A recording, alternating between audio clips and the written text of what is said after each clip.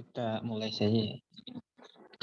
Dari tadi belum ada yang nambah. Bismillahirrahmanirrahim. Alhamdulillahirabbil alamin.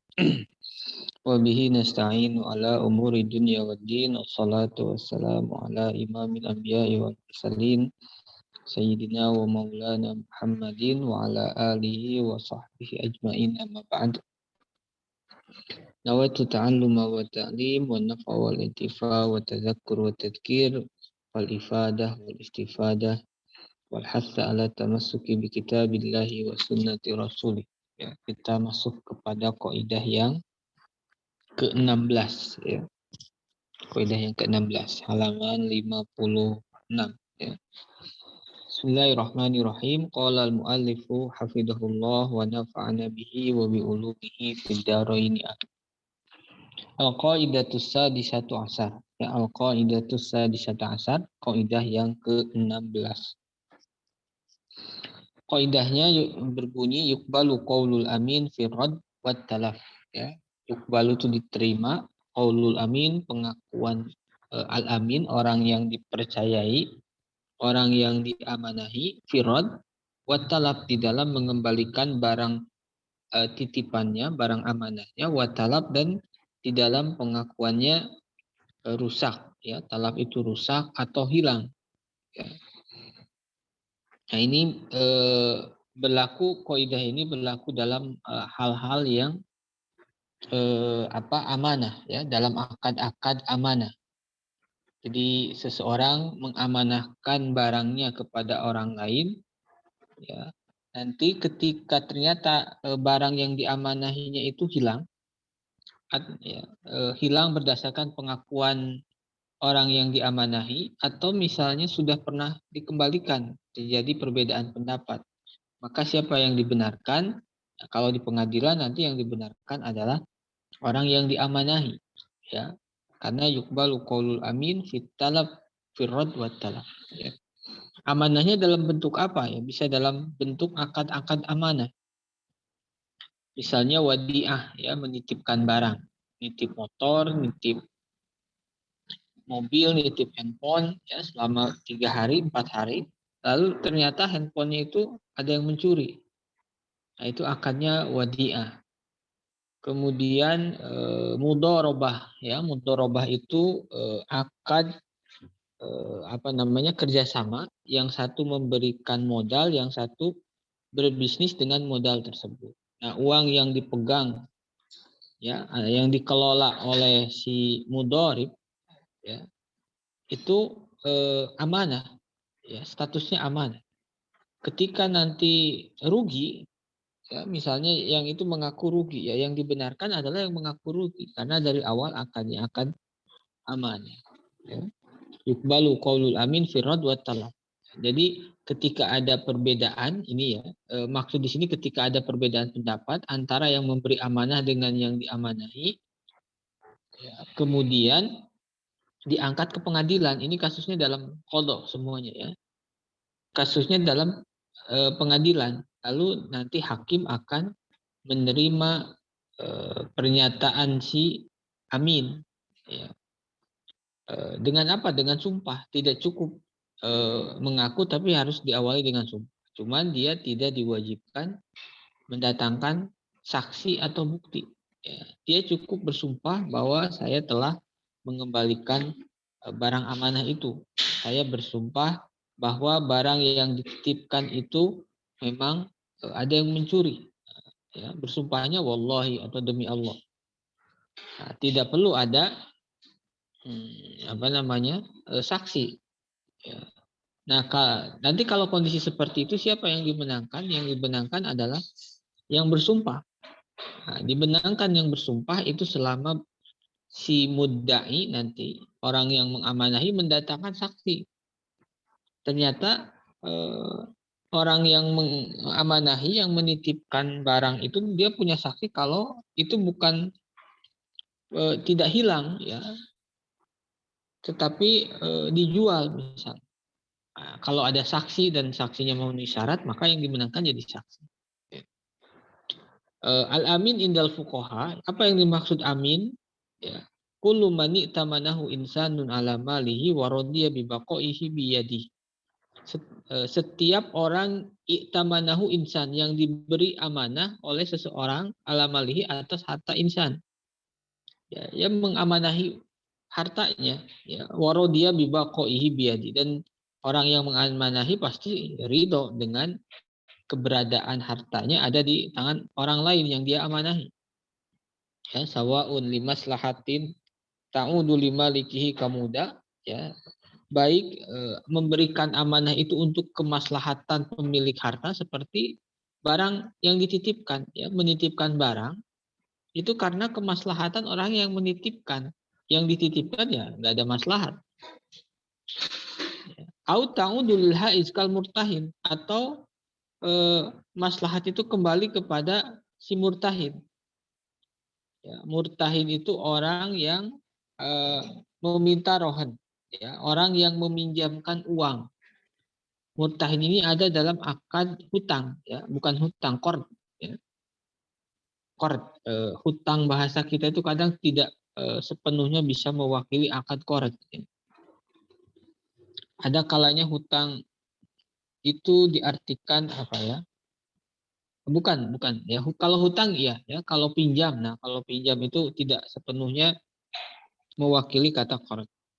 Qard itu meminjamkan uang atau meminjamkan beras, ya, atau meminjamkan pokoknya sesuatu yang meminjamkan sesuatu lalu barang tersebut nanti hilang atau habis, lalu wayuraddu badalu, nanti dikembalikannya itu yang serupanya, bukan barang yang tadi, ya. Bukan beras yang ketika dipinjamkan. Beras yang ketika dipinjamkan sudah habis dimakan. Yang dikembalikan adalah mie yang mirip dengan beras yang dipinjam. Beda dengan ariyah. Kalau ariyah itu meminjam barang dan dikembalikan yang itu, ya. Pinjam motor itu memakai, dikembalikan lagi motor yang itu. Ya, jadi ada nanti akad namanya rohan, orangnya yang orang yang mengeluarkan rohan disebut rohin. Rohin itu orang yang ngutangnya, ya, orang yang ngutang yang berkewajiban menentukan gadai, ya, rohan. Murtahin orang yang meminjamkan uang. Nah, ketika misalnya barang pinjaman itu gadaian itu boleh disimpan di si rohin, boleh di murtahin. Walaupun akad asalnya harus ada di rohin. Selama, ya, hukum asalnya si di rohin. Tapi kalau rohin mengizinkan sudah pakai saja oleh murtahin. Nah, murtahin yang memegang barang gadai itu statusnya aman. Nah, kemudian makna qaidah annahu idza talafatil ain biyadil amin min ghairi ta'addin minhu wala tafrid aw idda'a radduha ila sahibiha fa innal qawla fi dzalika qawluhu ma'a yamini li'annahu yunkiru ad-dhaman alladhi yadda'ihi sahibuha alaihi wal aslu bara'atu dhimmatihi minhu, ya. Jadi ini yang tadi, ya.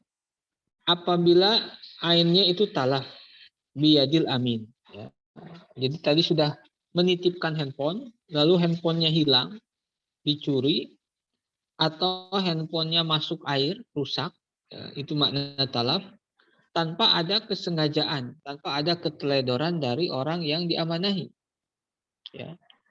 Atau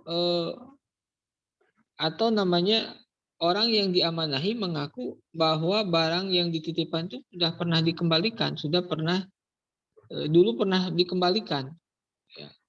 Cuman mungkin ada lupa di salah satu, akhirnya terjadi perbedaan pendapat. Saya belum menerima. Kata orang yang diamanahi, bukannya dulu saya pernah mengembalikan di depan orang misalnya. Nah, ketika terjadi ada perbedaan pendapat, ya, lalu diangkat ke mahkamah atau ke qadhi, maka nanti qadhi akan memenangkan qaulul amin, ya, pernyataan orang yang diberi amanah. Siapa? Yang dititipi. Yukbalu qaulul amin firrad atau watalaf, di dalam talaf.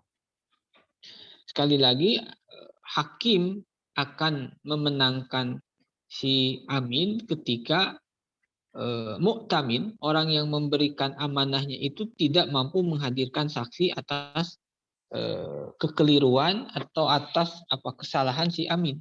Kalau si mu'tamin berhasil mendatangkan saksi 2, maka yang dimenangkan adalah orang yang mendatangkan saksi.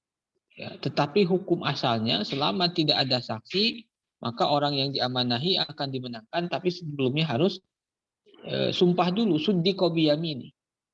Dibenarkan pernyataannya biyaminihi dengan sumpahnya. Maksudnya dari awal, demi Allah saya berkata benar, ya kalau di pengadilan, atau wallahi ma'akulu sodik, ya apa yang aku katakan adalah benar, bahwasanya HP yang dia titipkan itu memang dicuri.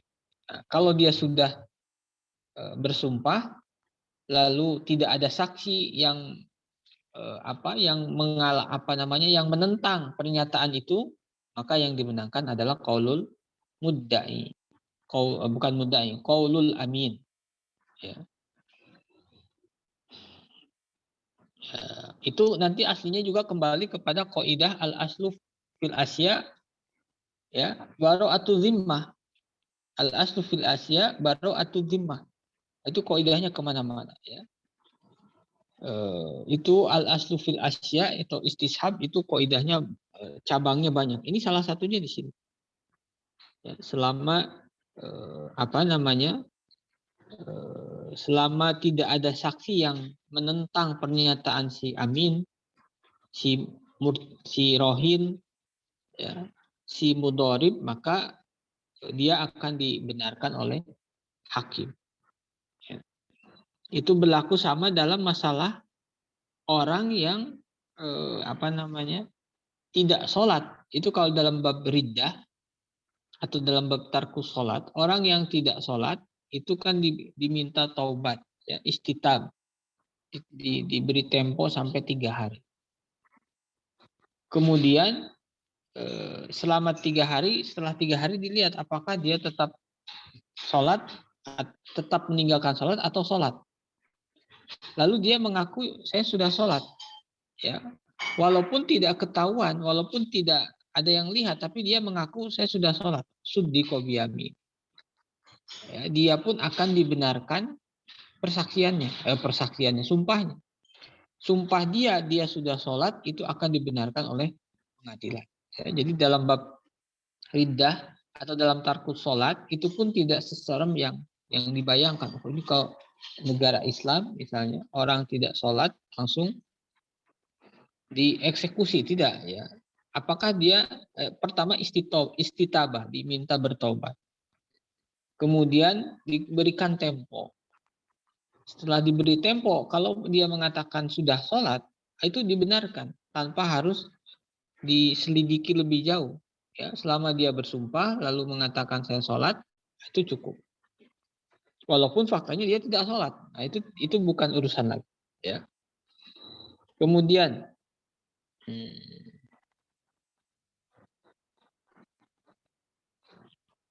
dalilul qaidah wa ta'awanu 'alal birri wat taqwa wa la ta'awanu 'alal itsmi wal 'udwan. Ya, wajhul istidlal anal qaul bitadminil umana yufdi ila ta'attuli masalihin nas wa jiryanul qati'ah bainahum. Wa jarayanul qati'ah bainahum. Fala ta'alafa wa la ta'awuna hina idz. Ya. Jadi salah satu dalil penguat dalam Al-Qur'an wa ta'awanu 'alal birri wat taqwa wa la ta'awanu 'alal itsmi wal 'udwan. Karena wajhul istidlalnya, kalau orang yang diberi amanah harus doman, mengganti apa yang dititipkan, itu kan konsekuensinya tadi. Ketika orang yang diamanahi dibenarkan pernyataannya, maka dia tidak terkena mu'akhodah, dia tidak wajib doman, tidak wajib mengganti. Kenapa? Karena yadnya yadul amanah. Yadul amanah itu tidak ada kewajiban mengganti. Ya, selama kerusakannya, selama hilangnya tanpa keteledoran. Ya, kalau ada keteledoran itu beda lagi. Nah, makanya ketika orang yang diberi amanah hukum asalnya harus doman, membayar ganti, itu akan mengakibatkan terhentinya kemaslahatan sama manusia. Manusia itu kan tidak lepas dari mempercayakan sesuatu kepada orang lain, ya, mempercayakan barangnya. Ketika orang yang dipercayakan itu punya kewajiban mengganti otomatis, ya, pokoknya apapun yang terjadi, rusak, sengaja tidak sengaja harus mengganti. Itu orang pada tidak mau akhirnya menerima amanah. Karena takut ada kejadian yang di luar kendalinya, yang di luar keinginannya terjadi. Akhirnya harus mengganti. Akhirnya ta'atul masolihin nas. Kemudian juga dalam hadis Rasulullah Shallallahu Alaihi Wasallam, ya, dan nomor 2, man auda'a wadi'atan fala domana alaihi. Barang siapa yang menitipkan barang titipan wadi'ah, fala domana alaihi, maka dia tidak ada doman, tidak berkewajiban mengganti barang yang dititipkan ketika hilang atau rusak. Ya. Hadisnya diriwayatkan dalam Ibnu Majah dari Amr bin Syu'aib an abihi an jaddi. Ya, Amr bin Syu'aib an abihi an jaddi ini termasuk sanad yang hasan, ya, itu ma'ruf dalam mustalah hadis. Amr bin Syu'aib dari bapaknya, dari kakeknya. Walaupun ulama berbeda pendapat, ya. An Syu'aib an abihi dari bapaknya Amr. Siapa bapaknya Amr? Syu'aib an jaddihi dari kakeknya. Kakeknya ini berbeda, apakah kakek Amr atau kakek Syu'aib. Kalau kakek Amr kemungkinan hadisnya tidak mutasil, ya, tapi atau mursal, tapi kalau kakeknya Syu'aib itu jadi mutasil, ya. Kemudian min tatbiqatil qaidah, dari penerapan contoh-contoh penerapan qaidah yuqbalu qaulul amin fi radd wa talaf. Al muda aminun falawid da'a anal wadi'ata suriqat minhu au akhadaha dhalibun qahran subdiqa biyamini wala yatman walawid da'a raddal amanah ala mani tamanahu subdiqa biyami. Ini persis seperti yang tadi, ya, orang yang dititipi amanah lalu barang amanahnya tersebut ada yang mencuri atau ada yang mengambil secara paksa atau begal, ya, dibegal atau dijambret, ya, dititipin HP. Ini tolong titip, ketika di perjalanan mau ke rumah ada yang begal, ya, atau ada yang jambret, lalu dia nanti mengaku tadi barang saya titipan Anda ada yang begal atau kemarin ada yang begal. Nah, apakah pernyataan itu, pengakuan itu dibenarkan atau tidak dibenarkan? Subdiqo biyamini walayatman. Pernyataannya itu dibenarkan dan tidak wajib mengganti, ya, doman itu tidak wajib mengganti. Kemudian contoh kedua, walawid da'a syarik talafa ma la syarika fa innahu yusaddaq li annahu amin. Kada yusaddaqu idza da'a rad ala syarik. Misalnya ada dua orang yang akad syarikah, ya, sama-sama mengeluarkan modal, ya, misalnya yang satu 50 juta, yang satu 50 juta, terkumpul 100 juta. Kemudian dipegang oleh salah satu orang untuk selanjutnya dikelola. Lalu hartanya itu, uang yang dititipkannya itu hilang. Itu dibenarkan. Ya. Dibenarkan pernyataannya ketika dia mengaku memang hilang, ada yang nyuri. Ya. Itu dibenarkan kapan? Suddiqo biyamini, dibenarkan dengan sumpahnya, lagi-lagi semuanya kasusnya fil qada, di dalam persaksian, di dalam qada, ya, dalam pengadilan. Ya, di dalam pengadilan, bukan langsung demi Allah saya di depan orangnya, bukan, ya, tetapi di depan hakim, di depan qadi, ya, atau di mahkamah. Ini pun akan dibenarkan selama si mu'tamin, orang yang memberikan amanah, itu tidak mempunyai saksi yang meruntuhkan atau yang berbeda dengan apa yang dikatakan oleh si amin. Ya. Kemudian amilul mudharabah amin. Fayuqbalu qauluhu idza da'a halakal mal. Orang yang ini dalam akad mudharabah, ya, ada mudharib, ada amilul mudharabah. Mudharib itu orang yang punya uang, mudharabah itu kan dua orang berbisnis, ya, kemudian yang satu punya modal, yang satu yang mengelola. Nanti pembagiannya tergantung kesepakatan di awal berapa persen. Nah, orang yang mengelola uang itu disebut amilum mudharabah, dia statusnya amin. Lalu uang yang akan dia kelola ternyata memang rugi. Setelah usaha, ya, modal 50 juta, setelah dikelola beberapa bulan, yang ada tinggal 40 juta. Bukannya untung tapi malah rugi. Nah, bagaimana statusnya? Itu ketika diangkat ke pengadilan, fayuk balu qauluhu, maka perkataannya, pernyataannya, pengakuannya itu akan diterima oleh pengadilan, ya, oleh hakim. Nanti konsekuensinya apa? Dia tidak perlu mengganti. Ya sudah, kalau itu memang rugi, tidak ada kewajiban mengganti. Tapi kalau terbukti dia tidak amanah itu uang yang 10 juta itu memang dia simpan, ya, atau dia ketika berbisnisnya teledor, ya, maka dia berkewajiban mengganti yang 10 juta, ya, berkewajiban mengganti yang 10 juta sehingga dikembalikan dalam kondisi utuh, yaitu 50 juta. Kemudian nomor 5, idza talafal mauquf biyadin nadir alaihi ka'anin hadamatid dar al mauqufah aw surqatil kutub al mauqufah biduni tafrid minhu fa innahu la yadman, ya, li'annahu amin. Nadirul wakaf itu ada wakif, ada yang nadir, ya. Wakif itu orang yang mewakafkan, nadir orang yang mengelola harta wakaf. Nadir itu siapa yang menentukan? Wakif. Kata wakif nadirnya si fulan. Kata wakif nadirnya si fulan. Nadirnya itu bisa wakif sendiri, bisa siapapun yang ditentukan oleh wakif. Nah, orang yang ditentukan jadi nadir, yang mengelola harta wakaf, lalu harta wakafnya tersebut ambrul, in hadamatidar, misalnya ini rumah saya wakafkan jadi rumah tahfidz, saya wakafkan jadi tempat panti asuhan, saya wakafkan untuk tempat para pengungsi, ya. Lalu hancur rumahnya atau mengalami kerusakan.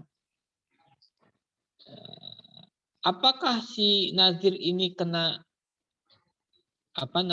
doman, wajib mengganti kerusakan rumah yang dia kelola atau tidak? Nah, nazir itu statusnya amanah. Maka amanah al-amin yukbalu qauluhu firrad wa talaf. Ya.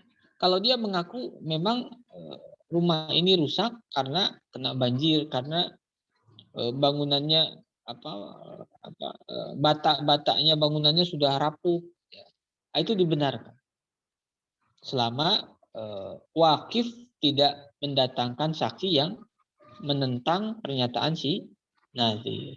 Au surikotil kutub al mauqufah, atau kitab yang diwakafkan dicuri.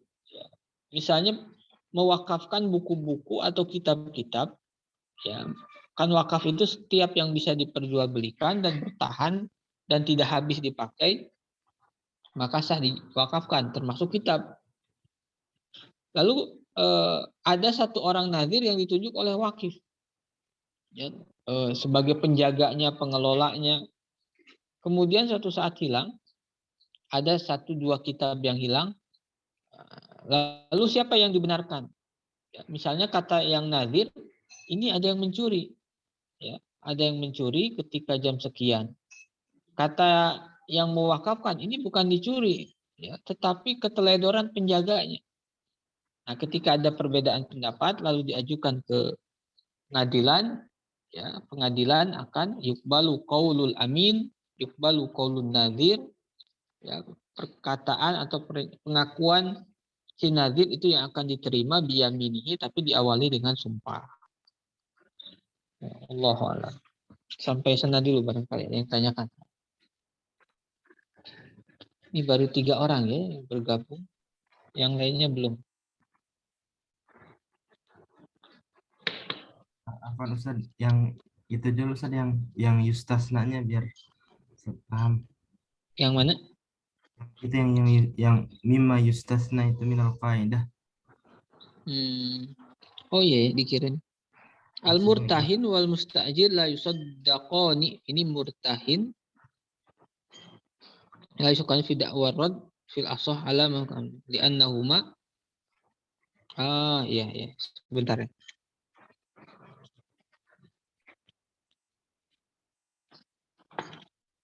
Sebentar.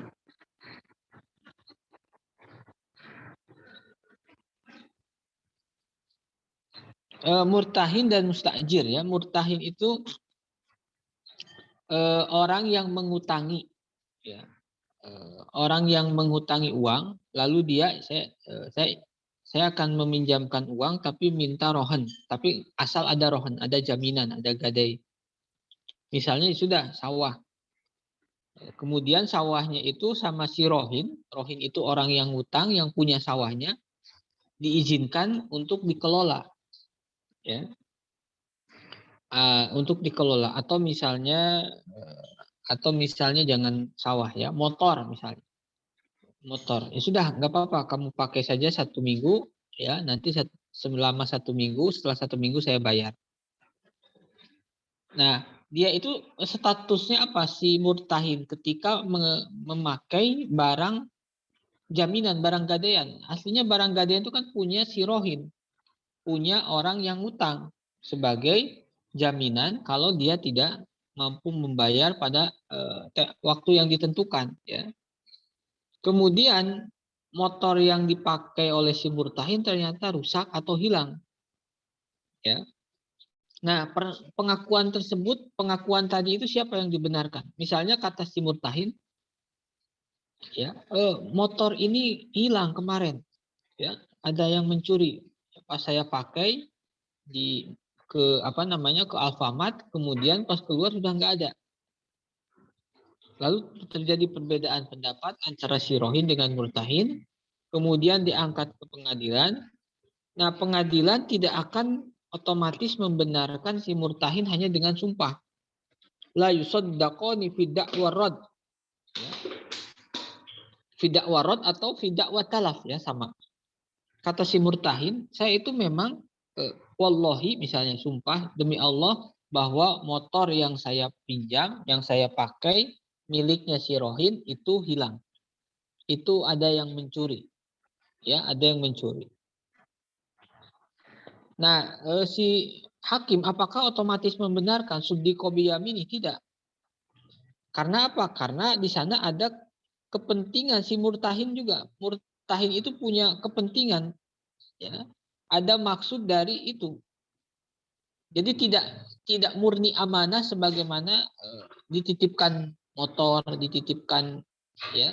Kalau ini dia memakai itu karena memang diawali oleh kepentingannya. Kepentingan dia ada jaminan atas uang yang dia pinjamkan.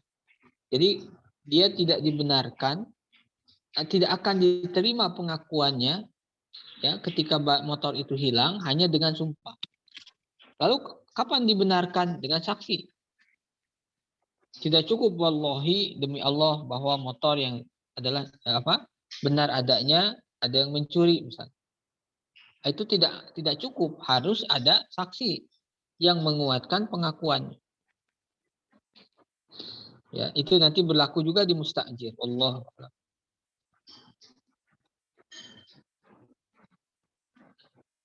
Sama ya, mustajir itu kan orang yang nyewa. Nyewa itu orang mustajir itu kan amanah, barang amanah orang lain, tetapi demi kepentingannya, untuk kepentingan.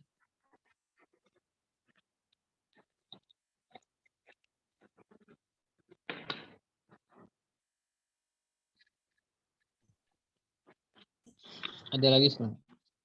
mau bertanya Ustaz. Ya, silakan.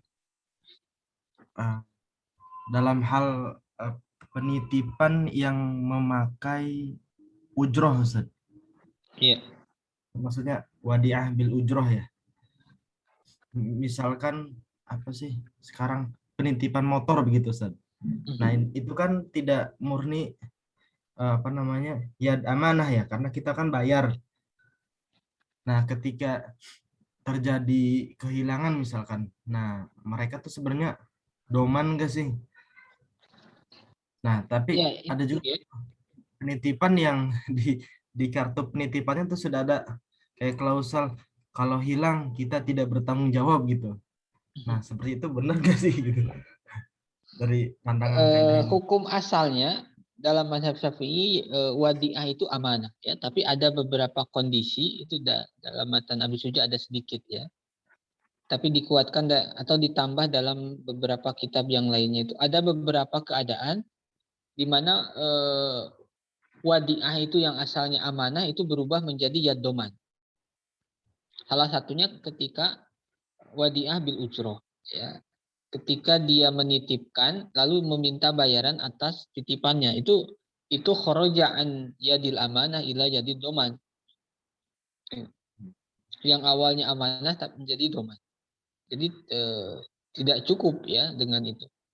Kemudian ada kondisi kedua ya dari yadil amanah jadi yad doman. Misalnya apa saya lupa lagi ya, ada 3 atau 4 kondisi.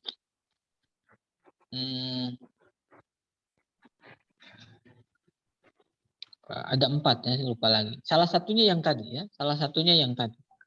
Salah satunya menyaratkan ongkos atau biaya untuk barang titipan. Maka yang awalnya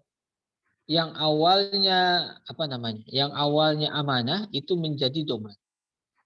Ya, jadi mungkin kalau penitipan sendal itu nggak terlalu ini ya, nggak terlalu berat. Misalnya penitipan Motor apa apa? yang agak besar, mobil ya. Mobil, Misalnya motor.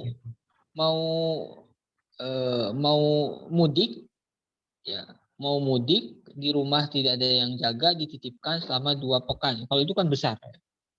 Kalau itu sudah jadi yadoman karena ada ongkos penitipan.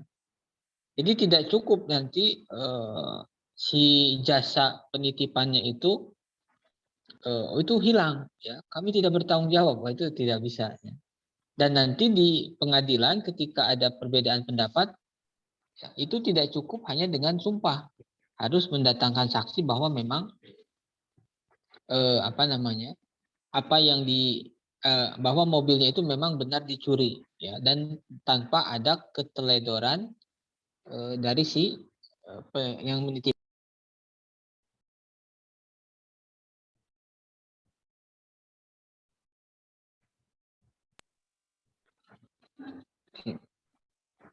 Jadi itu ya. Dan di pengadilan nanti ya tidak sesimpel yang disebutkan di sini ya. Sumpah langsung tidak ya. Nanti di apa namanya ya? Diteliti lebih jauh ya. Ya kita kalau lihat di pengadilan seperti itu. Pengakuannya itu diperdalam lagi. Ucapannya itu diperdalam lagi. Tapi secara prinsip awal ya, orang yang dititipi amanah lalu misalnya ada kerusakan atau hilang atau mengaku pernah dikembalikan ya, baik kepada istrinya atau kepada anaknya atau mungkin langsung lalu terjadi perbedaan pendapat yang dibenarkan adalah aman. Tapi kalau sudah ada uang, ada biaya penitipan, maka sudah keluar dari yadul amanah menjadi yad doman. Itu harus mengganti juga pengadilan Ustaz yang memutuskan ya, bukan. Iya, iya. Itu kalau ke pengadilan itu kan biasanya kalau perbedaan pendapat tidak bisa diselesaikan. Kalau bisa diselesaikan di luar pengadilan ya sudah selesai ya bisa dengan suluh ataupun apapun. Tapi kalau masih kekeh ya dua-duanya saling apa namanya ya kekeh, nah itu biasanya kan ke pengadilan. Ini secara fikih ya, secara fikih itu jalan akhirnya ya ke pengadilan walaupun apakah dibawa ke pengadilan baik itu belum tentu. Ya, fikih itu tidak bicara etika dalam masalah itu. Ya, fikih itu hanya memberikan jalan-jalan yang bisa ditempuh bagi orang yang ingin mendapatkan haknya. Jadi yang baik yang mana ya diselesaikan di luar pengadilan. Ya. Tidak tidak semuanya harus dibawa ke pengadilan. Ya. Bahkan kalau semua pengadilan ya repot juga nanti ngurus.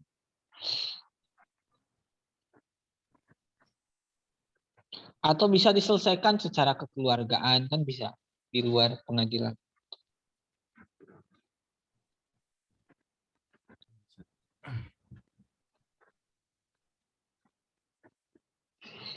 Kita masuk ke kaidah yang ke-17 ya. Ini yang lainnya nggak masuk ya. Ya, silakan. Mau bertanya dulu saja. Betul.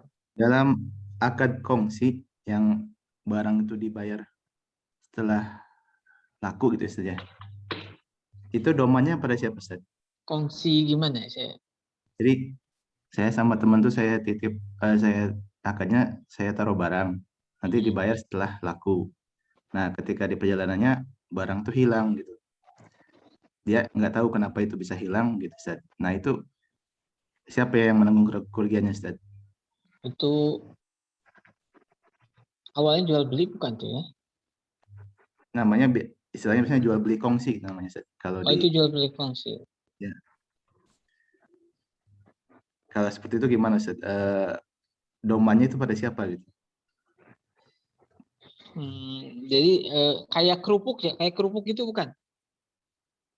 Iya betul, ya kayak kerupuk. Nah, kayak kerupuk dibayar setelah laku ya. Kalau menurut saya di awalnya itu ini ya amanah, awalnya amanah. Maksudnya menitip ini belum bukan jawabannya tapi menduga-duga dulu. Allahu alam kalau jawaban. Sepertinya di awal itu aman ya menitipkan dan itu kan nanti membayarnya sesuai dengan laku ya. Kalau amanah itu kalau menurut saya itu amanah ya, tapi ini bukan jawaban ini aja apa ya menerka-nerka. Kalau amanah ya nanti domannya dia tidak wajib doman. Ya, tidak wajib doman. Kadang gini juga kalau tidak salah ya. Kadang si warung itu memang tidak awalnya tidak niat ya. Tidak niat, tidak ada rencana menjual itu, tapi biasanya ditawarin. Ya sudah ini disimpan dulu Ibu nanti kalau ada yang laku tinggal dibayar. Nah, biasanya kan gitu ya. Oh ya udah kalau seperti itu. Nah, kalau menurut saya itu amanah ya, amanah. Jadi tidak dari awal jual beli tidak, tetapi amanah. Beda kalau dari awal jual beli. Kalau dari awal jual beli udah pindah kepemilikan. Kalau dari awal saya beli kerupuk satu apa namanya satu black apa lagi satu apa namanya apa nih kok lupa keller bukan kaleng itu ya. Kalau dari awal akarnya jual beli itu sudah jadi pindah milik, tapi kan tidak ya. Tidak seperti itu. Dari awal dititipkan dulu, nanti kalau ada yang laku baru dijual ya. Itu perlu dilihat dulu akarnya bisa wakalah atau apa ya. Tapi kemungkinan besar ya, itu pertama kalinya aman ya, penitipan. Kalau amanah ya kalau ada yang hilang atau misalnya ada orang makan kerupuknya 5 ngaku 3 misalnya di tempat makan. Ya itu kalau ya si penjual mengaku rugi, memang ada pencurian, itu hukum asalnya dia yang dibenarkan. Ya. Kalau dibenarkan itu kapan? Kalau dibawa ke pengadilan. Ya. Kalau dibawa pengadilan. Jadi orang yang menang di pengadilan itu belum tentu yang benar. Ya, yang menang di pengadilan itu bukan tentu yang benar. Ya, bukan yang aslinya. Bisa jadi iya, bisa jadi tidak. Tergantung apa ya? Tergantung sejauh mana dia bisa menghadirkan saksi. Bisa jadi orang yang benar tapi tidak mampu menghadirkan saksi ya kalah. Bisa jadi orang yang salah tapi dia memanipulasi data, memanipulasi saksi jadi menang. Jadi pengadilan itu kalau istilah fuqaha apa ya? Qot uniza atau faslul khusumah. Yang penting menghentikan perkara yang terjadi antara dua pihak. Adapun setelah itu di luar masih ada permusuhan, ya itu bisa jadi terjadi. Cuman hak materi atau uang atau harta itu sudah selesai dibagikan berdasarkan keputusan pengadilan yang mempunyai kekuatan. Ya. Nah, kalau pengadilan yang sebenarnya ya di akhirat. Lalu apakah hakimnya menjadi berdosa selama hakim menghukumi sesuai dengan bukti dan saksi? Ya tidak bersalah walaupun yang aslinya tidak seperti itu. Bagaimana hakim mengetahui yang sebenarnya? Ya, padahal hakim hanya diperlihatkan saksi-saksi dan bukti-bukti yang ada. Dan hakim tidak berkewajiban mencari kebenaran. Bukan, hakim itu hanya memutuskan dua pihak yang sedang berperkara. Ya. Itu kalau hakim diwajibkan mencari yang benar keluar, ya investigasi, wah itu repot dan itu bukan tugas hakim. Itu biarkan aparat lain yang bekerja. Ya. Atau kalau dalam urusan mudda'i mudda'alaih itu tugasnya mudda'i atau mudda'alaih yang berperkara. Hakim itu tidak ada urusan mencari bukti saksi kebenaran. Yang penting menghukumi berdasarkan apa yang dihadirkan di pengadilan. Jadi kalau yang tadi kemungkinannya amanah ya, kemungkinannya aman. Baik, Ustaz. Ustaz, mau tanya masalah fikihnya, Ustaz. Ya, Kalau tadi menggadaikan terus memanfaatkannya itu kan ada sebagian yang mengatakan itu riba, Ustaz. Itu iya. bagaimana, Ustaz? Iya, itu pernah disampaikan. Riba itu kalau dari awal disyaratkan. Ya, disyaratkan. Ini saya mau minjamkan 20 juta. Asal ada jaminan, nanti jaminannya saya yang pakai. Itu riba. Jadi dari awal memang sudah disyaratkan rohannya itu akan dipakai oleh orang yang meminjamkan. Itu dari awal itu sudah disyaratkan, itu riba. Ya.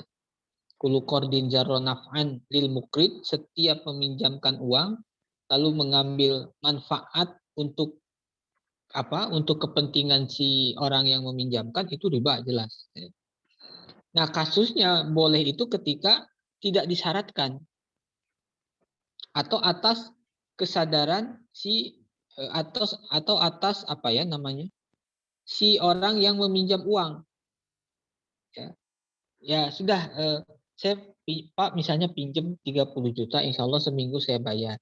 Ini nanti jaminannya motor. Kalau mau dipakai motornya silahkan. Nah itu tidak ada syarat. Ya. Syarat itu dari si mukrid ini tidak. Ya. Ini atas kerelaan siapa si muktarid, ya orang yang meminjam. Atau akadnya sudah jadi di tengah jalan dia meminjamkan. Ya, silahkan kalau mau dipakai misalnya. Itu tidak, karena tidak ada syarat di awal. Kalau tidak ada syarat itu tidak ada kewajiban. Yang mewajibkan itu syarat. Ketika tidak ada syarat di akad, maka orang yang si muktarid, orang yang hutang, orang yang menggadaikan, dia tidak punya kewajiban menyerahkan barang gadaiannya. Ya. Karena apa? Tidak ada syarat. Dia mau pakai sendiri sampai selesai pun silahkan. Dan si orang yang meminjamkan uang tidak punya hak memakai, tidak punya hak memaksa barang tersebut dipakai. Itu biarkan sebagai jaminan saja kalau hutang pas jatuh tempo, hutangnya tidak bisa dibayar, ya itu nanti yang akan dijual. Makanya barang gadaian itu tidak boleh dijual, tidak boleh diwakafkan. Pokoknya semua akad yang menghilangkan kepemilikan atas barang jaminan itu tidak boleh dilakukan selama masa rohan. Jadi rohan itu hanya mengurung atau membatasi barang tersebut jangan sampai hilang kepemilikan. Ya, diwakafkan kan hilang kepemilikan. Ya, diwakafkan hilang kepemilikan, dihibahkan, dihadiahkan. Nah, itu yang tidak boleh. Ya. Jadi riba kalau disyaratkan dari awal. Tapi kalau tidak disyaratkan, tidak. Tapi kalau tidak disyaratkan, tidak ada kewajiban orang yang punya motor untuk meminjamkan, tidak punya hak juga ya orang yang meminjamkan uang tidak punya hak memaksa untuk menggunakannya karena tidak ada syarat. Tidak kesepakatan di awal. Allahu a'lam. Dan sebaiknya memang dihindari ya. Itu resiko ribanya lumayan ya ketika kita meminjamkan lalu kita ngambil kesempatan, wah dia punya itu nanti kita gunakan. Itu beresiko ribanya besar dari awal. Sebaiknya tidak ya. Nah, kecuali kalau ini beda lagi ya. Misalnya disewa. Jadi barang rohan itu disewa oleh orang yang meminjamkan uang. Ya sudah, rohan itu saya sewa aja. Itu beda lagi. Itu sudah ada mukobil tersendiri. Ya, mukobil itu apa? Uang khusus untuk menyewa barang tersebut. Nah, itu beda lagi. Nah, tapi bedanya kalau dia menyewa maka yadnya jadi yad amanah.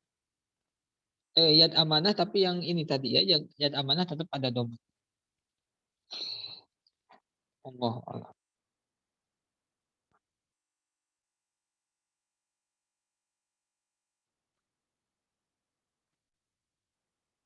Ini jadi panjang.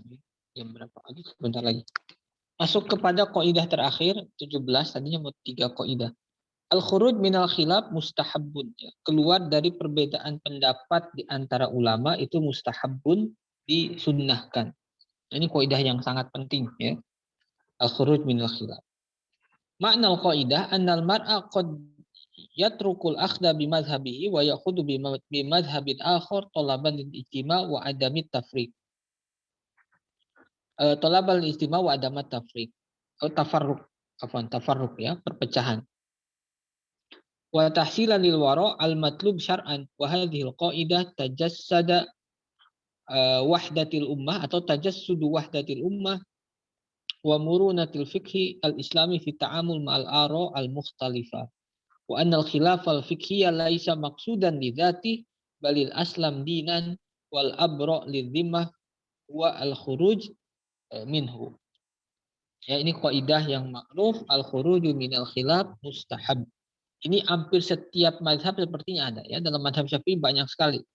Dalam beberapa kasus fikih yang awalnya haram menjadi makruh, yang awalnya sunnah menjadi makruh. Kenapa? Khuruj minal khilaf. Jadi gini, ada 2 perbedaan pendapat atau 3 atau bahkan 4 pendapat ya ulama berbeda terkait satu masalah. Nah, yang paling aman adalah khuruj minal khilaf, keluar dari perbedaan pendapat tersebut. Caranya bagaimana? Caranya cari jalan yang paling aman di antara sekian pendapat. Khuruj minal khilaf itu cari jalan yang paling aman dari semua pendapat yang ada. Semua pendapat yang ada itu akan membenarkan pendapat yang dia ambil ketika khuruj minal khilaf. Misalnya gini, ada yang memakruhkan, ada yang mengharamkan. Ya, ada 2 pendapat memakruhkan dengan mengharamkan. Ada ya. Lalu kalau khuruj minal khilaf itu yang mana? Ambil yang mengharamkan. Ketika dia tidak mengerjakan, maka itu benar menurut yang mengharamkan dan benar juga menurut yang makruh. Ya. Atau nantilah contoh di sini ya. Hadis Nabi ya, pengambilannya dari mana? Da' ma yaribuk ila ma la yarib ya. Tinggalkan yang meragukanmu, kemudian dan kepada sesuatu yang tidak meragukan. Menurut Ibnu Rajab dalam kitabnya Jami'ul Ulum wa Hikam, ini Syarah Arba'in Nawawi ya, yustadallu bihadza ala anna al-khuruj min khilafil ulama afdal li annahu ab'ad minas syubhah. Ini mantap ya. Hadis ini bisa menjadi sandaran bahwa keluar dari perbedaan pendapat ulama itu afdal, lebih utama karena lebih jauh dari syubhat. Kenapa lebih syubhat? Lebih jauh dari syubhat karena salah satu makna syubhat itu apabila ada 2 pendapat ulama yang berbeda antara kehalalan dengan keharaman, itu masuk kategori syubhat ya. Syubhat itu ada banyak makna ya, ada banyak ulama berbeda ya. Ada yang mengatakan syubhat itu satu perkara yang masih di khilafiyah antara kebolehan dan tidak, itu syubhat. Imam Mawardi itu mengatakan subhat itu yang makruh. Karena apa? Itu perbedaan antara haram dengan mubah. Jadi makruh itu antara haram dengan mubah. Aslinya kan larangan, tapi ada korinah-korinah lain yang dianggap memalingkan dari hukum haram. Akhirnya jadi mubah, jadi makruh. Tapi makruh itu dekat juga dengan haram. Ada kemungkinan haram. Maka kata Imam Mawardi, makruh itu subhat. Maka yang baik jangan dikerjakan. Nah ini salah satunya ya. Nah al-khuruj minal khilaf mustahabun, ya, keluar dari perbedaan pendapat ulama itu hukumnya mustahab. Ya, kenapa? Karena yang diperdebatkan di antara ulama itu bisa jadi subhat. Ya, contohnya apa? La yajibul istinja minal kharij ghairul mulawwis. Ghairil mulawwis lakin yustahabu khurujan minal khilaf. Istinja tidak diwajibkan istinja dari sesuatu yang keluar dari kubul atau dubur selama itu tidak mengotori. Dalam mazhab Syafi'i tidak wajib. Wajib itu kapan? Idza kana al-kharij mulawwisan. Apabila memang yang keluarnya itu najis dan mengotori. Kalau tidak mengotori, itu tidak wajib. Ya. Tidak wajib, tetapi hukumnya menjadi sunnah. Sunnahnya bukan karena apa-apa, sunnahnya karena ada ulama yang mengharamkan. Karena ada ulama yang mewajibkan. Ya, misalnya mazhab Hanafi atau Hambali. Ya. Jadi dalam mazhab Syafi'i sendiri itu tidak wajib istinja dari sesuatu yang keluar tapi tidak mengotori. Tapi karena melihat pendapat di luar ada yang mengharamkan, akhirnya jadi mustahab. Mustahabnya itu karena ada ulama yang mengharamkan. Nah, ketika dia mengerjakan yang sunnah, dia sudah keluar dari khilaf antara ulama. Ya, ketika dia melakukan istinja dari sesuatu yang tidak mengotori, maka itu khuruj minal khilaf. Dia sudah keluar dari perbedaan pendapat. Artinya semua pendapat mengatakan itu benar. Mazhab Syafi'i pasti mengatakan orang yang istinja dari sesuatu yang tidak kotor itu benar. Karena hukumnya tadi hanya tidak wajib. Begitupun dengan mazhab yang mengatakan haram, wajib. Ya, melihat orang yang seperti itu ya jelas betul. Ya. Atau contohnya an-nafsul mutlaq laisa manhiyan anhu fil haram fi awqatin nahyi mutlaq. Lakin fi'luhu fihi fi tilkal awqat khilaful aula khurujan minal khilaf. Salat sunnah mutlak itu tidak boleh dikerjakan di 5 waktu yang diharamkan. Ya, ba'da salati subhi misalnya setelah salat subuh itu waktu yang diharamkan. Inda tulu isyamsi ketika terbit matahari. Indal istiwa, ya. Nah, di dalam mazhab Syafi'i, sholat sunnah mutlak tidak boleh dikerjakan pada 5 waktu tersebut kecuali di Masjidil Haram. Di Masjidil Haram itu tidak ada larangan mengerjakan sholat mutlak di waktu manapun. Setelah sholat asar boleh, walaupun di luar Masjidil Haram itu haram. Ya. Kita setelah sholat asar, sholat sunnah mutlak itu tidak diperkenankan. Tapi kalau di Masjidil Haram dalam mazhab Syafi'i itu jadi boleh. Tetapi sebaiknya tidak dikerjakan. Kenapa? Karena ada mazhab lain yang mengatakan itu haram. Ya. Mazhab lain saya tidak tahu mazhab mana ya. Itu mengatakan haram baik di Masjidil Haram ataupun tidak. Larangan itu tetap berlaku. Ya. Maka sebaiknya apa? Tidak sholat di waktu-waktu yang diharamkan walaupun itu di Masjidil Haram. Kenapa? Khurujan minal khilaf. Keluar dari perbedaan pendapat. Ketika orang tidak sholat di waktu sholat mutlak di waktu itu, maka semua ulama mengakui benarnya. Tapi ketika dia sholat mutlak di waktu itu, maka hanya benar menurut Imam Syafi'i, mazhab Syafi'i, tapi tidak benar menurut mazhab yang melarang. Kalau seperti itu dia belum keluar dari perbedaan pendapat.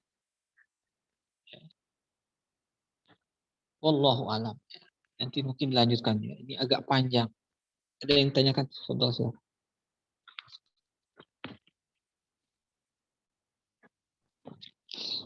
Ustaz, Afan.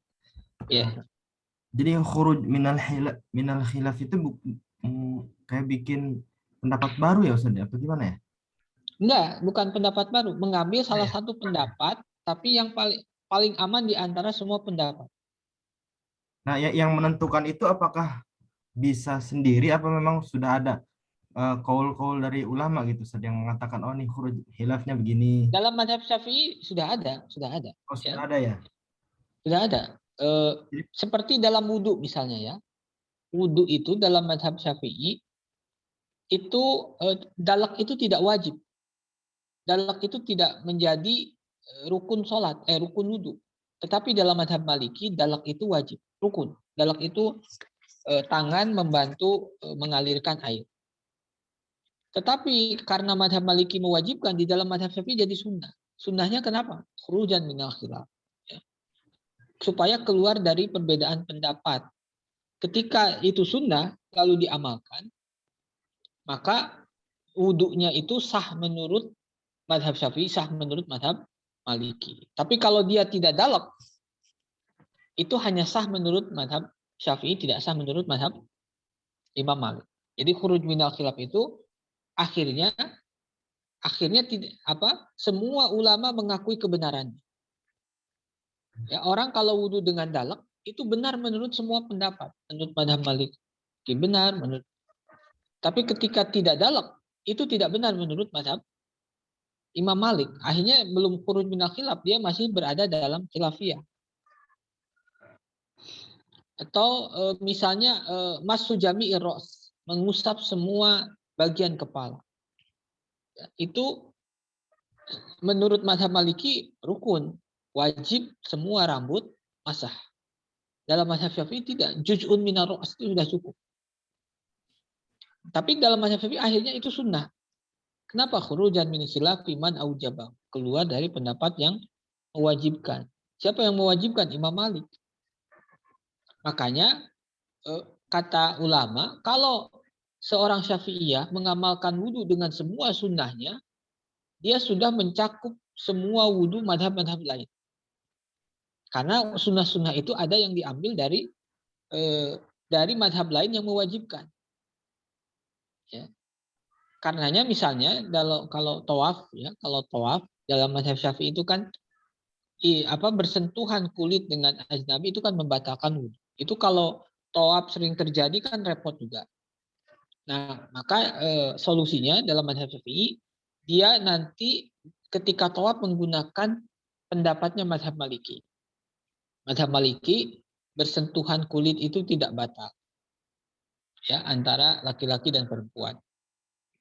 Tetapi syaratnya wudhunya harus seperti mazhab Imam Malik. Wudhunya seperti mazhab Imam Malik itu bagaimana? Pokoknya amalkan semua sunnah wudhu di dalam mazhab Syafi'i itu sudah mencakup sunnah-sunnah atau sudah mencakup wudhu yang ada di dalam mazhab Imam Malik. Dan juga di dalam mazhab Imam Abu Hanifah.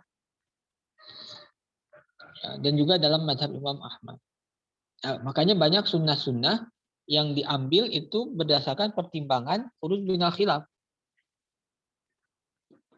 Atau bai'ul inah ya, bai'ul inah itu dalam mazhab Syafi'i awalnya mubah, tapi dalam mazhab lain itu haram. Tapi mazhab Imam Malik itu haram bai'ul inah ya, bai'ul inah. Tetapi karena melihat mazhab luar ada yang mengharamkan, yang tadinya mubah itu diangkat statusnya jadi makruh. Ya, kalau orang misalnya mengamalkan status makruhnya akhirnya tidak mengerjakan, nah itu dia sudah keluar dari perbedaan pendapat. Ya, ketika dia tidak mengamalkan bai'ul inah itu benar menurut semua ulama. Tapi ketika dia mengerjakan bai'ul inah itu hanya benar dalam mazhab Syafi'i tapi tidak benar menurut mazhab Imam Malik. Dia masih jatuh dalam perbedaan pendapat. Tapi nanti ada syaratnya ya. Kapan khuruj minal khilaf sunnah itu ada 4 syarat. Dalam kitab ini 4, dalam kitab lain saya 3 ya. Di sini tidak ada perinciannya, nanti ada ya. Khuruj minal khilaf itu kalau antara wajib dengan makruh maka antara haram dengan makruh maka ambil yang haram. Yang paling aman. Khuruj minal khilaf antara haram dan makruh itu yang haram. Khuruj minal khilaf antara sunnah dan wajib. Jadi ada satu pendapat mengatakan sunnah, yang satu wajib. Maka amalkan yang wajib. Ya. Karena apa? Kalau dia mengambil itu sunnah, bisa jadi ditinggalkan. Kalau ditinggalkan nanti tidak apa namanya, tidak benar menurut mazhab yang mewajibkan. Nah, itu Allahu a'lam.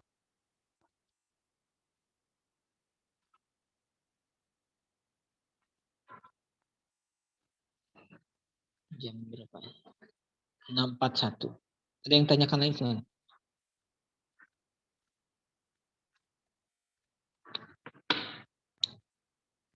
Ini Pak Aman nggak masuk ya? Ada Pak Aman. Allahu a'lam. Kaidah fikih itu enaknya memang tetap dibarengi dengan fikih ya. Kalau fikihnya tidak dikuatkan itu agak repot juga ya. Jadi terus fikihnya dipelajari. Nanti itu semakin menguatkan ya, semakin menguatkan. Fikih itu modal awal ya. Belajar usul fikih, salah modal utamanya memahami dulu fikih. Kaidah fikih itu fikih.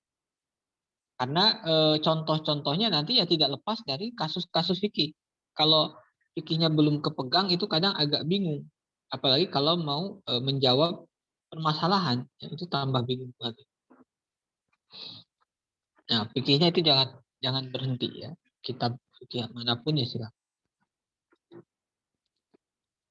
Nah, kesulitannya yang belajar fikih tidak dari ru'usul masail, tidak dari fiqhul mazhab, yang langsung ini dalil itu kadang agak sulit tasawur masailnya, itu agak tidak terlalu apa ya, tidak terlalu detail memahami permasalahan. Kalau dalam fikih mazhab itu kan di detail, sangat detail ya, takrifnya, contoh kasusnya itu sangat dijelaskan begitu rapi, tertata ya. Dalam mazhab manapun ya seperti itu.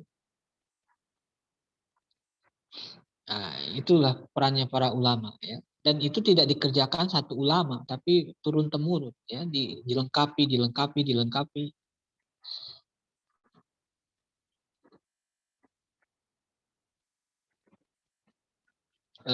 Fikih yang ditinggalkan Imam Syafi'i itu tidak sebanyak yang ada hari ini ya. Yang fikih Syafi'i hari ini itu hasil pengembangan para ulama-ulama Syafi'iyah setelahnya. Ya, ashabnya, kemudian ashabul wujuh, setelah ashabul wujuh kemudian para mujtahid takhrij ya. Banyak masail di Ibnu Hajar Al-Haytami atau Imam Romli ya. Itu tidak ada di dalam hasil temuan Imam Syafi'i ya, karena apa namanya? Ya setiap tidak mungkin semua masalah tercover oleh satu orang. Tapi Imam Syafi'i memberikan pondasi-pondasi utamanya. Nanti dilanjutkan oleh para pengikutnya. Nah, sekarang ada upaya membuat ijtihad-ijtihad baru, tetapi menggunakan pendekatan-pendekatan barat ya, yang ada bukan mendekatkan dengan syariah, tetapi malah apa ya, kesannya itu melawan syariah ya, penentangan. Itu sudah lama mungkin ya berkembang di dunia Islam secara keseluruhan.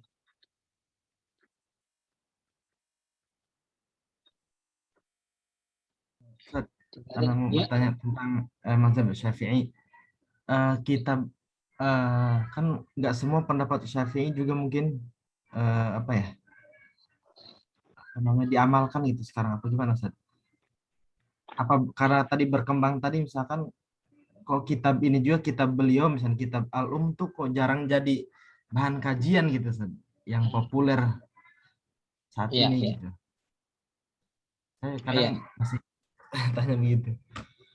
Ya, itu banyak yang banyak yang iskal, bahkan kadang yang tidak tahu itu langsung menembak bahwa Syafi'iyah itu tidak mengamalkan Imam Syafi'i. Kenapa? Al-Umnya nggak dikaji. Itu kalau menurut saya memang belum mendalami mazhab Syafi'i ya. Kalau lihat perjalanannya, qaul Imam Syafi'i yang jadid, kan ada qaul qadim, ada qaul jadid ya. Qaul jadid itu ketika Imam Syafi'i masuk ke Mesir ya. Nah, pendapat Imam Syafi'i, qaul jadid itu tidak hanya di Al-Um, dan kitab Imam Syafi'i itu tidak hanya Al-Um. Dan pendapat Imam Syafi'i itu ada yang tertulis, ada yang tidak tertulis. Ya, misalnya Imam Syafi'i sudah menulis al-um, tetapi dalam kesempatan lain Imam Syafi'i menyatakan kepada murid-muridnya hukum yang berbeda dengan al-um. Itu bisa jadi merevisi pendapat Imam Syafi'i yang ada di al-um. Nah, pendapat-pendapat Imam Syafi'i yang tidak ada di al-um itu kan tidak tercover dalam kitab. Diterimanya oleh siapa? Oleh murid-muridnya. Ya, makanya qaul Imam Syafi'i itu banyak, itu membutuhkan tahrir. Di tahrir itu diseleksi mana yang pendapat Imam Syafi'i yang terakhir. Dan itu kerja berat, ya. Nah, salah satu yang mengerjakan itu yang pertama kali Imam Haramain, tapi yang lebih dikenal lagi setelahnya Imam Rafi'i dan Imam Nawawi. Makanya Imam Nawawi kalau lihat di Muqaddimah Minhaj, Muqaddimah Majmu', ya, apa yang dia kerjakan itu mengumpulkan semua pendapat Imam Syafi'i, baik yang ada di Al-Um, ada di Mukhtasar Muzani, ada di Harmalah, itu apa namanya kitab ya, Harmalah, Al-Imla, ataupun pendapat-pendapat Imam Syafi'i yang diriwayatkan oleh muridnya Robi bin Murad Al-Jizi, yang itu tidak ada di Al-Um. Nah, jadi justru salah kalau orang menisbahkan pendapat Imam Syafi'i itu hanya di Al-Um, bahwa Al-Um itu satu-satunya pendapat Imam Syafi'i. Justru itu tidak ilmiah. Makanya kata Imam Isnawi ini sangat menarik, ya. La tagtarra bil Jangan terkecoh oleh kitab Al-Um. Jangan menganggap Al-Um itu salah satu-satunya pendapat Imam Syafi'i. Karena pendapat Imam Syafi'i ada yang di Al-Um, ada yang di Al-Imla, ada yang di Mukhtasar Muzani, ada juga yang tidak tertulis di kitab tapi direkam atau tersampaikan kepada murid-muridnya. Ya, kemudian murid-muridnya menyampaikan kepada yang lain. Ya, makanya kita bisa temukan misalnya dalam kitab Imam Haramain itu namanya Nihayatul Matlab fi Dirayatil Madhab. Itu judulnya sudah menarik, ya. Nihayatul Matlab fi Dirayatil Madhab, di dalam memahami madhab. Itu banyak sekali mencantumkan riwayat-riwayat dari Imam Syafi'i yang tidak ada di Al-Um. Lalu kita mau membuang pendapat Imam Syafi'i yang ada, yang selain di Al-Um, itu malah jadi masalah lagi. Nah, justru yang dilakukan Imam Rafi'i, Imam Nawawi itu mengumpulkan semua pendapat Imam Syafi'i, yaitu di Al-Um ataupun kitab lain ataupun yang tidak dituliskan, kemudian menyeleksi mana pendapat yang kuat atau pendapat yang bisa dinisbahkan kepada Imam Syafi'i. Biasanya yang terakhir itu yang dianggap pendapat terakhir itu yang dinisbahkan kepada Imam Syafi'i. Yang namanya mujtahid itu seperti itu, berubah, ya. Itu di mana-mana. Bahkan Imam Ahmad itu lahu salah riwayat, lahu arba'ah riwayat, ya. Imam Syafi'i punya Imam Ahmad ada 3 riwayat tentang itu, ada 4 riwayat. Karena ijtihadnya terus bergerak. Bahkan Imam Nawawi sendiri dalam beberapa kitabnya ada kalanya berbeda pendapatnya. Itu sangat wajar sekali, ya, perjalanan intelektual seorang ulama. Ibnu Hajar pun sama. Ya, makanya ketika ada perbedaan pendapat, Imam Nawawi dalam kitab-kitabnya yang pertama diambil adalah At-Tahqiq, karena At-Tahqiq itu kitab terakhir yang ditulis oleh Imam Nawawi, bukan Al-Majmu'. Majmu' itu setelah At-Tahqiq. Ya. Nah, maka memang penting, ya, memahami sejarah mazhab manapun supaya kita lebih bijak di dalam menghukumi. Dan saya sering temui juga, ya, kenapa Syafi'iyah, apakah saya tidak tahu membaca perjalanan mazhabnya atau tidak, atau bahkan hanya baru sepintas, ya. Nah, itu penting, ya. Gagal memahami sesuatu itu nanti kan responnya jadi tidak baik, ya. Gagal memahami sesuatu itu akhirnya jatuh kepada stigma negatif. Padahal tidak ada yang salah dengan para a'imah, yang salah dalam penilaian kita. Mungkin itu. Allah. Ya, kebetulan saya dulu agak banyak itu, ya, membaca tentang beberapa perkembangan mazhab Syafi'i. Itu jadi judul apa namanya? Skripsi ya, judul skripsi. Nadoriyatut takhrij inda Syafi'iyah. Teori takhrij di dalam mazhab Syafi'i. Boleh di-share Ustaz. Insya Allah. Itu saya nggak tahu. Filenya hilang deh. Kalau soft filenya filenya ada yang sudah di print ya. Tapi tapi itu panjang lebar ya. Harusnya diringkas lagi kan. 200 halaman lebih ya. 250 atau berapa?